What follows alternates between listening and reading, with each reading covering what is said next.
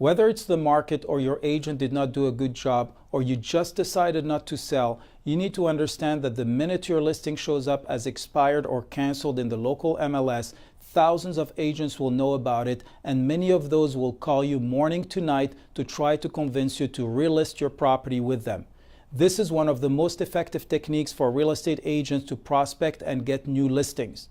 You might think that your phone numbers are private or unlisted, but real estate agents can buy from many companies the home and cell phone numbers for just about anybody in the country. So the minute your listing is canceled or expired in the MLS, you will be flooded with multiple and persistent phone calls from morning to evening from real estate agents or their telemarketers.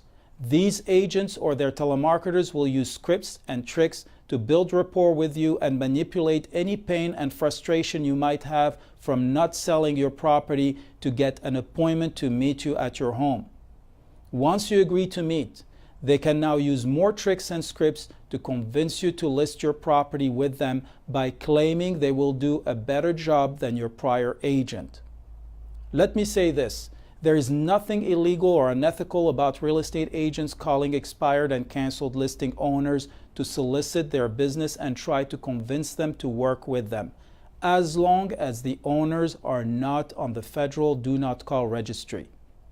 You see, the U.S. government, through the Federal Trade Commission, also known as FTC, has passed laws to protect people from unwanted and harassing telemarketing and sales calls made to their home or cell phone numbers that are listed in the National Do Not Call Registry.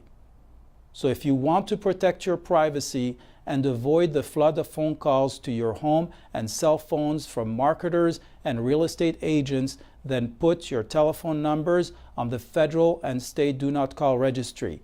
It is free and takes minutes. Any businesses or telemarketers, including real estate agents, calling a number on the Do Not Call list to solicit businesses are subject to a $10,000 fine per violation. You heard me right. $10,000 per violation. If anybody calls you and you do not want to listen to their sales or marketing pitch, tell them you are on the Do Not Call list and hang up.